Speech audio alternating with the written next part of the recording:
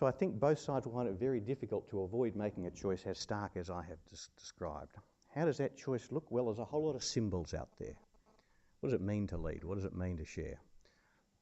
The way this comes to pass in practical policy terms is through the way in which a whole lot of individual issues unfold.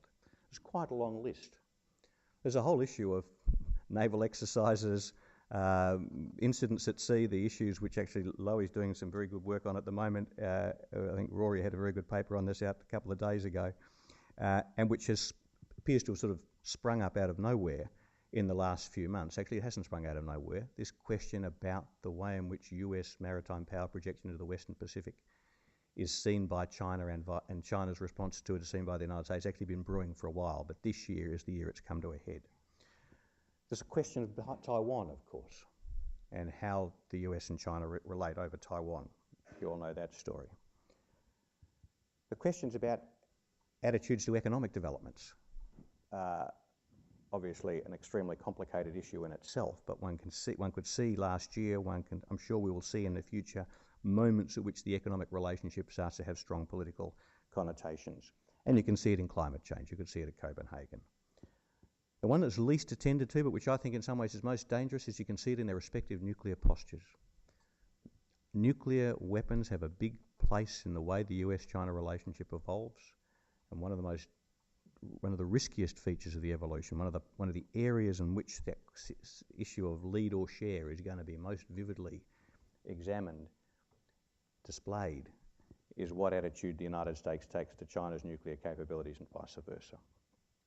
Well, I won't unpack how each one of them might evolve, but I think there'll be the stages on which this question of which of those stark choices I've suggested each side takes will be played out. Well, as they're played out, what are the possibilities? Well, let me do something which sensible people don't do, and that is use a whole lot of European metaphors to describe an Asian strategic situation. And I'll offer you 5. And the reason I use Europe, of course, is that Europe is a nice standing example of what a complex, multipolar strategic order between nation states looks like. The first example is the 1st century AD, the Roman Empire. Clearly, there are 2 versions of this. There's a Roman Empire with America playing the role of Rome. That's what we've had. Very nice. My favourite, actually. I'd be very happy with that if it could last forever. The other one is the 1st century Mark II. That's the Chinese version. That's China playing the part of Rome, or you might say China playing the part of China in Asia in its traditions. Either way, Asia could be dominated by a single power, and it could be America or it could be China. As a matter of fact, I don't think it's going to be either, because I don't think either of them can establish sustainable primacy at reasonable levels of cost and risk in the face of the other's power.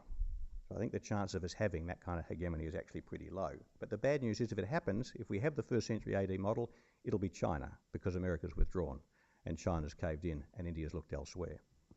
I don't actually think that's a very likely outcome, but it's a possibility.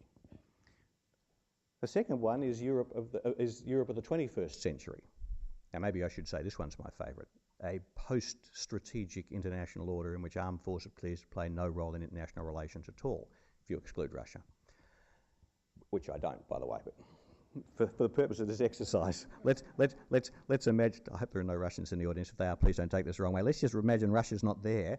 See Europe as the Europeans like to see it, as a post-colonial strategic system. Asia could be like that. But I don't think Asia's going to move that far, that fast this century. Maybe next century if we're lucky. But I don't think it's a practical proposition. The third option is 18th century Europe. That is a complex balance of power in which countries are playing one another off against one another the whole time, and everyone's, it's quite competitive strategically. It's quite fluid. It's relatively stable. There are periodic wars, but the wars aren't too bad. I mean, 7 Years' War wasn't that good, but there are periodic wars. But it doesn't, they're not like the Napoleonic Wars. They're not like the wars of the 20th century. So it's a kind of a stable and livable with balance of power. And the fourth model is the 20th century. At least the 20th century up to 1989. And that is a balance of power system which is not stable, which is not livable, where the wars get so big and so violent that they destroy a great deal and create enormous tragedies.